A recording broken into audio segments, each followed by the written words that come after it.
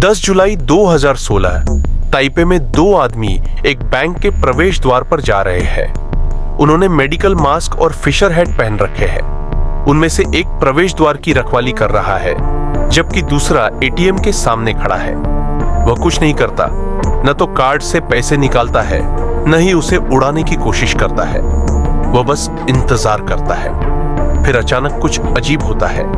ATM से लगातार bank note निकलने लगते हैं। उसे बस पैसे लेने होते हैं। जैसे ही एक अजनबी आता है, वे तुरंत उसे रोकते हैं और चले जाते हैं। अजनबी को वहां पड़ी नकदी मिलती है, हालांकि वह बिल्कुल वैसी नहीं दिखती। वह अभी अभी एक बड़ी डकैती में शामिल हुआ है, जबकि उन दोनों ने अपना पैसा इकट्ठा कर लिया है। 20 अन्य लोगों ने अन्य शाखाओं में भी यही काम किया है। यह एक बड़े ऑपरेशन का सिर्फ एक पहली टुकड़ा भर है। 2 साल लंबा परिष्कृत हमला।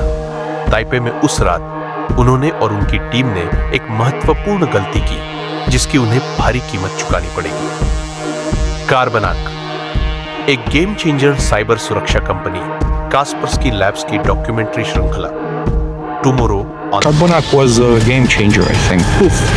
The attackers, they have the password of the administrator. So at that point we knew that they were watching what we were doing. It's very hard to arrest a piece of code.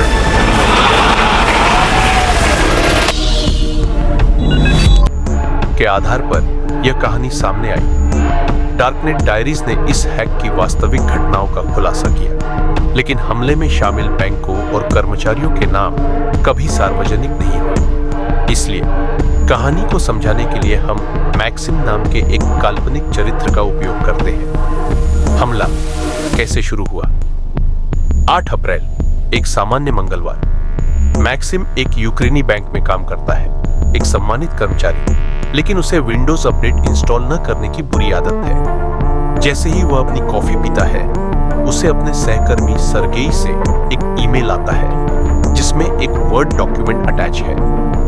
यह संघीय कानून 115 दिनांक 216/2014 के अनुपालन में एक अनुवाद होने का दावा करता है, जो काफी महत्वपूर्ण लगता है। लेकिन यह एक फिशिंग ईमेल है। जैसे ही मैक्सिम फाइल खोलता है, उसके कंप्यूटर पर एक मैलवेयर इंस्टॉल हो जाता है। हैकर्स उसके कीबोर्ड की गतिविधियों को रिकॉर्ड करने लगते हैं और अंततः उसका उस एडमिन पासवर्ड बाद हासिल कर लेते हैं। वे बैंक के डोमेन कंट्रोलर नेटवर्क का दिल तक पहुंच जाते हैं। कार्बनाक का तरीका। कार्बनाक ग्रुप ने पैसे चुराने के 3 तरीके विकसित किए। 1. ट्रांजैक्शन अकाउंट हैक, बैंक के अंदरूनी खातों से पैसे ट्रांसफर करना, बैलेंस को मैन्युअली बढ़ाकर चोरी को छुपाना। 2. एटीएम जैकिंग, मैलवेयर के जरिए एटीएम को कंट्रोल करना और उनसे नोट्स निकालना। 3. डेटाबेस हैक, बैंक के डेटाबेस में गड़बड़ी करके मनी म्यूल्स, पैसे उठाने वाले, के खातों में करोड़ों डॉलर जमा कर देना। ताइवान में गिरफ्तारी। 2016 में कार्बनाक ने ताइपे के फर्स्ट बैंक पर हमला किया, लेकिन ताइवानी पुलिस तेज थी। 22 मनी म्यूल्स, ज्यादातर रूसी और पूर्वी यूरोपीय को ट्रैक किया गया। उनमें से 19 भाग गए, लेकिन 3 पकड़े गए। एक ने पैसे डोंगुआ पार्क में छुपाए, लेकिन एक बुजुर्ग ने उनमें से एक बैग उठा लिया, शायद सोचा कि भगवान का तोहफा है। दूसरा, बॉबी नाम का शख्स पैसे ताइपे सेंट्रल स्टेशन के लॉकर में रख देता है। जब 2 अन्य सदस्य उन्हें लेने आते हैं, तो पुलिस उन्हें होटल में ही पकड़ लेती है। $1.5 मिलियन भी एक बरामद किया गया।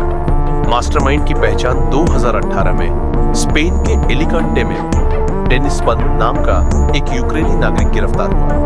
वह बिटकॉइन में अमीर था, 15,000 BTC, जो आज $1 बिलियन से ज्यादा है। लेकिन उसने घर और कार खरीदने में नकदी का इस्तेमाल किया, जिससे पुलिस को पता चला। उसके लैपटॉप से सबूत मिले, लेकिन $20 बिलियन छुपाई। सबक कर्मचारियों को सतर्क रहना चाहिए।